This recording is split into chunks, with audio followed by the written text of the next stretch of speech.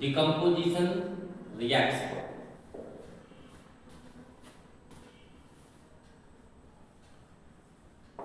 ये decomposition reaction क्या है? देखिए एग्जांपल से हम लोग समझेंगे। ए बी ये टूटा तो ए प्लस बी बना है।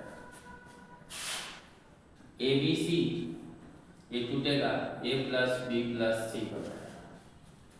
यहाँ पे रिएक्टेंट कितने हैं? रिएक्टेंट एक है और प्रोडक्ट कितने हैं? प्रोडक्ट दो। यहाँ भी रिएक्टेंट एक है और प्रोडक्ट कितने हैं? दो, सॉरी तीन,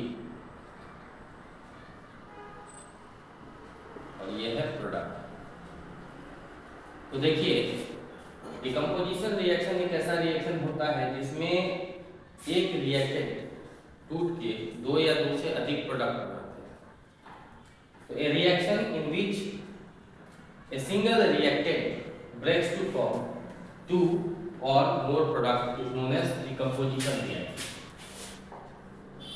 ए reaction in which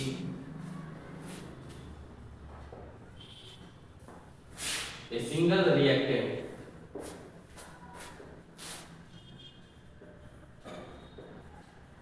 breaks to form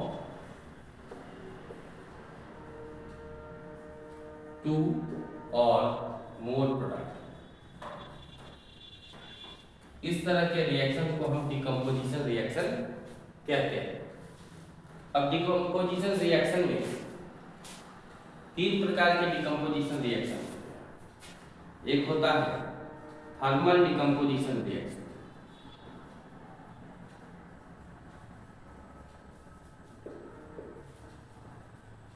ये एक टाइप हो गया डिकम्पोजिशन रिएक्शन का। दूसरा है इलेक्ट्रोलाइटिक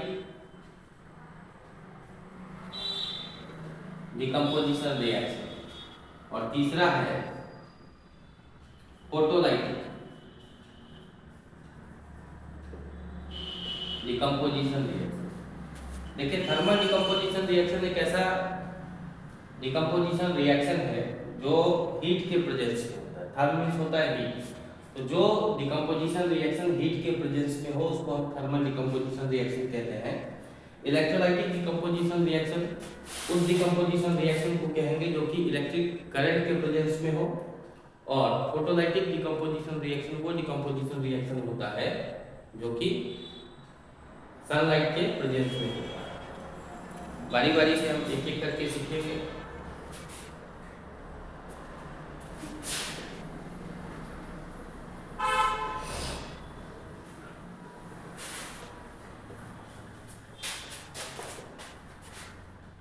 चलिए हम पहले बात करते हैं फोटोलाइटिक डिकम्पोजिशन रिएक्शन।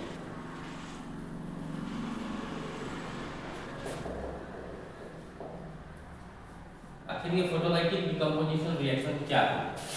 एक एग्जांपल लेते हैं, जैसे AgCl और सनलाइट के प्रेजेंस में ये AgCl टूटेगा क्या होगा? बेसिकली ये Ag+Cl2 बना, ठीक है। ये AgCl हमारा रिएक्टेंट हुआ और Ag और Cl2 जो है ये हमारा प्रोडक्ट हुआ। देखिए AgCl मतलब सिल्वर क्लोराइड, ये बेसिकली व्हाइट कलर का कलर भी पूछ लिया जाता है, और सिल्वर जो है ये ग्रे कलर का है। लोग खूब चांदी खरीदते हैं, है ना, स्त्रियां ज्यादा ही चांदी खरीदती है, तो क्या वो ग्रे कलर का होता है? हमारे अंगूठी में भी चांदी लगा, इसका कलर तो ग्रे नहीं है, ठीक है। इसका मतलब इसके अंदर कुछ न कुछ इम्प्योरिटी प्रेजेंट है ना। हो सकता है वो सिल्वर क्लोराइड या कुछ और हो, ठीक है, लेकिन प्योर सिल्वर तो नहीं है, क्योंकि ग्रे मतलब हो गया कि स्लाइटली ब्लैकिश कलर, है ना, ये होता है। तो देखिए हम लोग कितने बेवकूफ बनाए जाते हैं। चलिए ठीक है, लेकिन ये एक डिकम्पोजिशन रिएक्शन, क्योंकि इसमें सिंगल रिएक्टेंट टूट के दो या दो से अधिक प्रोडक्ट बना है। तो यहाँ दो प्रोडक्ट बने हैं, इसका मतलब सिंगल रिएक्टेंट टूट के दो प्रोडक्ट बना है, तो डिकम्पोजिशन रिएक्शन है। और चूंकि ये सनलाइट के प्रेजेंस में हो रहा है, इसलिए इसको हम फोटोलाइटिक डिकम्पोजिशन रिएक्शन कहते हैं। अब हमारा मुख्य जो मुद्दा है वो ये है कि Ag और Cl2 ही क्यों बना और कैसे बना। देखिए AgCl अगर टूटेगा तो क्या बना, तो यहाँ दो एलिमेंट है, एक सिल्वर है और दूसरा क्लोरीन है ना। इस दोनों के सिंबल को हम अलग अलग लिख देते हैं, ठीक है। अब Ag हम जानते हैं कि मेटल है, सिल्वर मेटल है ना, सिल्वर मेटल है और इसके चार्ज होते हैं +1। क्लास 10 तक आपको ये याद रखना होगा कि जो डी ब्लॉक एलिमेंट्स हैं उसके चार्ज कितने होते हैं, बाकी आप फाइंड आउट कर सकते हैं 20 तक है ना। 1 से लेकर 20 तक जितने भी एलिमेंट हैं उसके चार्ज हम फाइंड आउट कर सकते हैं। तो जो मेटल है ना, मेटल अकेले रह सकता है, नॉन मेटल अकेले नहीं रह सकता, ठीक है। अब जैसे देख लीजिए क्लोरीन है, क्लोरीन का एटॉमिक नंबर 17, पहले सेल में 2 इलेक्ट्रॉन, दूसरे में 8 और तीसरे में 7, तो इसका चार्ज क्या होगा, चार्ज हो जाएगा 7 - 8 = -1। चार्ज हम ऐसे ही निकालते हैं, बाहरी सेल में अगर 4 तक इलेक्ट्रॉन हो, 1 2 3 4 हो तो चार्ज प्लस में लिख देंगे। 4 से ज़्यादा इलेक्ट्रॉन अगर बाहरी सेल में हो तो जितने इलेक्ट्रॉन है बाहरी सेल में उसमें से 8 घटा देंगे, तो 7 में से हमने 8 घटाया -1 हुआ और ये -1 हुआ तो नॉन मेटल है, ठीक है। जिसका चार्ज नेगेटिव आता है बेसिकली वो नॉन मेटल होते हैं, और नॉन मेटल कभी अकेले नहीं रहता है, इसलिए हम यहाँ पे क्या लगा दिए 2 लगा, ठीक है। ये दो क्लोरीन साथ में होते हैं, ठीक है। तो AgCl टूटा तो क्या बना है Ag + Cl, ये एक तरह का डिकम्पोजिशन रिएक्शन है। इसके कलर को याद रखें, AgCl सिल्वर क्लोराइड जो है वो व्हाइट कलर का होता है और सिल्वर जो है वो ग्रे कलर का होता है। चलिए एक दूसरा एग्जांपल है।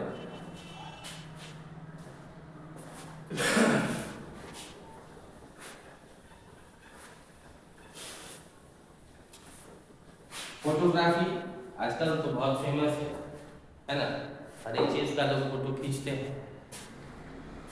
तो डिजिटल फोटोग्राफी होती है, लेकिन पहले के ज़माने में क्या होता था कि नेगेटिव फिल्म बनाया जाता था और उससे ब्लैक एंड वाइट फोटोग्राफी होती थी जब, ठीक है। उस समय ब्लैक एंड वाइट फोटोग्राफी के समय क्या होता था, एक कंपाउंड का इस्तेमाल किया जाता था AgBr, ठीक है। ये reaction black and white photography के लिए है। एक क्वेश्चन आता है कि which reaction is used for black and white photography, तो बेसिकली AgBr जब ब्रेक करता है सनलाइट के प्रेजेंस में तो ये बनाता है क्या Ag + Br2, ठीक है। तो ये ब्लैक एंड वाइट फोटोग्राफी के लिए इस्तेमाल होता है। This reaction is used for black and white photography.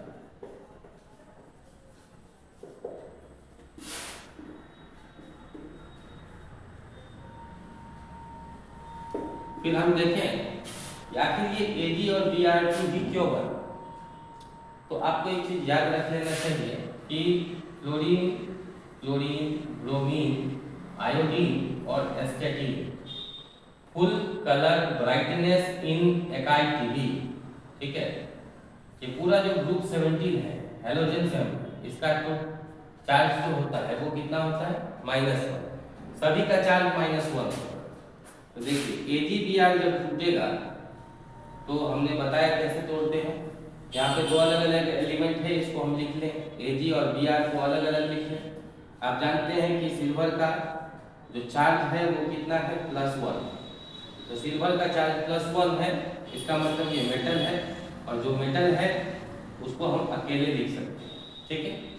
Br bromine, bromine का चार्ज हमको यहाँ से पता चल जाता है कि ब्रोमीन का चार्ज कितना है -1, और -1 है इसका चार्ज, तो इसका मतलब ये क्या है नॉन मेटल, और जब नॉन मेटल है तो नॉन मेटल कभी अकेले नहीं रहता, वो जोड़े में होगा, ठीक है। तो इसी प्रकार AgBr जो है वो Ag + Br2 बन गया, और ये किसके प्रेजेंस में बनेगा, सनलाइट के प्रेजेंस में, और चूंकि ये रिएक्शन सनलाइट के प्रेजेंस में हो रहा है और एक डिकम्पोजिशन रिएक्शन है, क्योंकि ये सिंगल रिएक्टेंट उसके दो या दो से अधिक प्रोडक्ट बनाया है, इसीलिए इसको हम फोटोलाइटिक डिकम्पोजिशन रिएक्शन कहेंगे।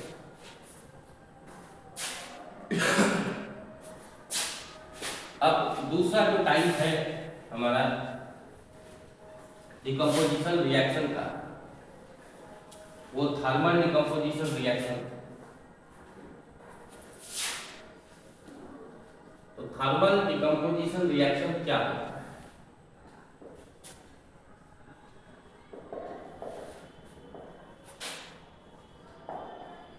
थर्म मींस होता है हीट, मतलब एक ऐसा डिकम्पोजिशन रिएक्शन जो कि हीट के प्रेजेंस में हो, उसको हम थर्मल डिकम्पोजिशन रिएक्शन कहते हैं। और देखिए, आपने सुना होगा संगमरमर के बारे में, संगमरमर, सुनो ना संगमरमर, ठीक है। तो कैल्शियम कार्बोनेट है ना, जो संगमरमर है वो इसी के बने होते, कैल्शियम कार्बोनेट के। कछुआ का जो आउटर सेल होता है वो भी कैल्शियम कार्बोनेट के बने होते हैं। घोंगा का आउटर सेल भी कैल्शियम कार्बोनेट का बना होता है, ठीक है। इस कैल्शियम कार्बोनेट को जो हम हीट करते हैं, ये हीट का सिंबल है, ठीक है, एक चीज का सिंबल हीट का। तो कैल्शियम कार्बोनेट को अगर हम हीट करते हैं तो क्या बनेगा? Calcium oxide plus carbon dioxide, ठीक है। तो यहाँ सिंगल रिएक्टेंट है और इससे दो प्रोडक्ट बने। कितने प्रोडक्ट बने? दो। इसका मतलब ये एक डिकम्पोजिशन रिएक्शन है और चूंकि हीट के प्रेजेंस में हो रहा है, इसलिए इसको हम थर्मल डिकम्पोजिशन रिएक्शन कहेंगे, ठीक है। अब बात आती है कि ये कैसे बना, ठीक है। इसके मैकेनिज्म को भी जानने की कोशिश करेंगे। कैल्शियम कार्बोनेट, इसको हमने हीट किया। देखिए, जब भी CO3 NO3 जो भी रेडिकल्स वाले टर्म्स हैं वो अगर लिखे हों, जैसे CO3 है तो इसे हम क्या बनाएंगे? CO2। NO3 होगा तो उसे NO2 बन जाएगा। अब क्या बचा यहाँ? एक कैल्शियम बचा और 3 ऑक्सीजन में से 2 ऑक्सीजन वहां यूज हो गया तो एक ऑक्सीजन बचा, ठीक है। अब कैल्शियम का एटॉमिक नंबर होता है 20, पहले सेल में 2 इलेक्ट्रॉन, दूसरे में 8, 2 8 10, 8 18 और 2 20, ठीक है। तो इसके वैलेंसी हम निकालेंगे।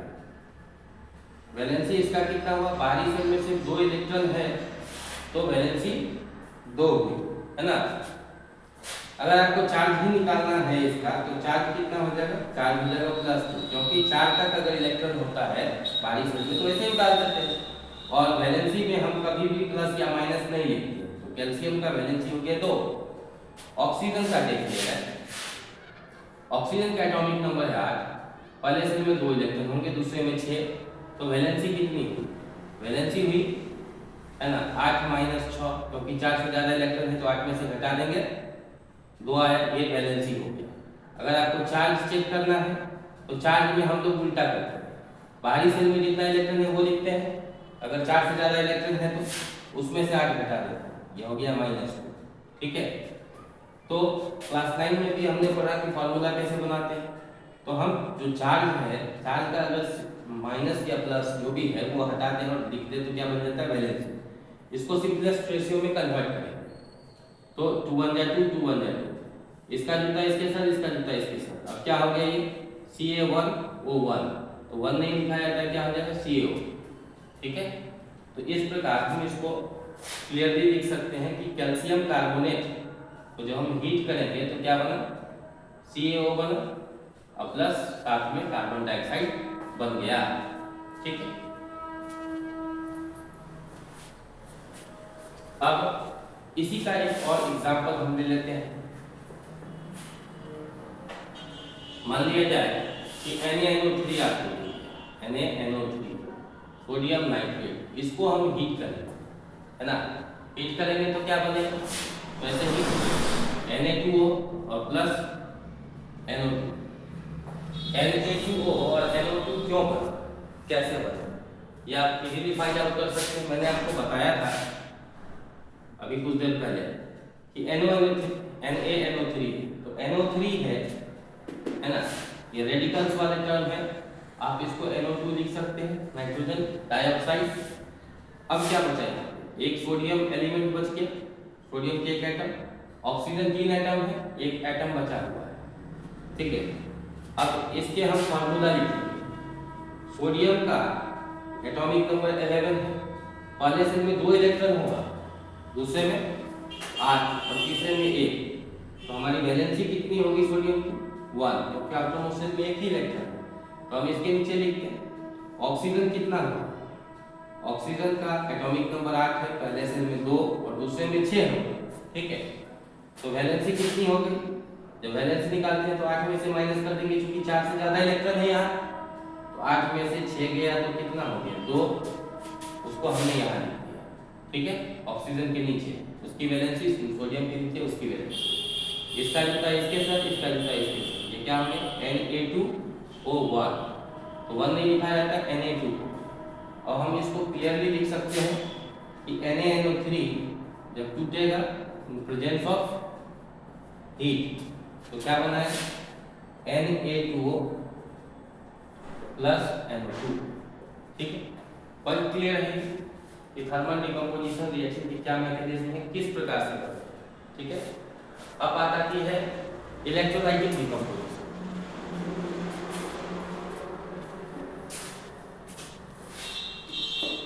इलेक्ट्रोलाइटिक डिकम्पोजिशन रिएक्शन, तो एक ऐसा डिकम्पोजिशन रिएक्शन जो कि इलेक्ट्रिक करंट के प्रेजेंस में हो, उसे हम इलेक्ट्रोलाइटिक डिकम्पोजिशन रिएक्शन कहते हैं। इलेक्ट्रिक करंट के प्रेजेंस में हो जो डिकम्पोजिशन रिएक्शन, वो एक इलेक्ट्रोलाइटिक डिकम्पोजिशन रिएक्शन हुआ। और अब समझिए कि जैसे पानी ही है H2O, इससे हम जैसे ही इलेक्ट्रिक करंट को पास करेंगे, इलेक्ट्रिक करंट पास करेंगे, तो ये क्या बनेगा H2 और O2, हाइड्रोजन और ऑक्सीजन बनता है, ठीक है। ये फिर कैसे बना, यहाँ H2O है, ठीक है, ये टूटेगा तो हाइड्रोजन और ऑक्सीजन को हमने अलग अलग एलिमेंट लिख दिया। हाइड्रोजन जो है उसका चार्ज कितना होगा, पहले से एक इलेक्ट्रॉन चार्ज कितना होगा +1, ठीक है। ऑक्सीजन 8, पहले सेल में 2 दूसरे में 6, तो चार्ज कितना होगा, जब हम सिंगल सिंगल लिखते हैं तो चार्ज लिखते हैं, और जब एक मॉलिक्यूल या कंपाउंड बनता है तो हम उस समय वैलेंसी लिखते हैं। अब देखिए चार्ज में 6 - 8 कितना हुआ -2, ठीक है। तो इससे हमको पता चल गया कि ऑक्सीजन नॉन मेटल है ना, तो नॉन मेटल कभी अकेले नहीं रहता, तो ये O2 हो जाएगा। अब हाइड्रोजन का चार्ज तो +1 है, इसको मेटल होना चाहिए, लेकिन आप जान लीजिए कि हाइड्रोजन एक वेगा एलिमेंट, वेगा एलिमेंट का मतलब आवाज, इसका पोजीशन फिक्स नहीं है, ना ही इसको एल्कली मेटल में रखा गया है, मतलब आप समझिए मोटे तौर पे मेटल में रखा गया है, ना ही मेटल में रखा गया है, ना ही नॉन मेटल में ही रखा गया है, ठीक है। तो हाइड्रोजन एक एक्सेप्शनल केस है, जो हाइड्रोजन एलिमेंट कभी अकेले है ना किसी रिएक्शन में नहीं रहेगा, ठीक है, ये हमेशा जोड़ा में होता है, तो इसको हम H2 लिख सकते हैं।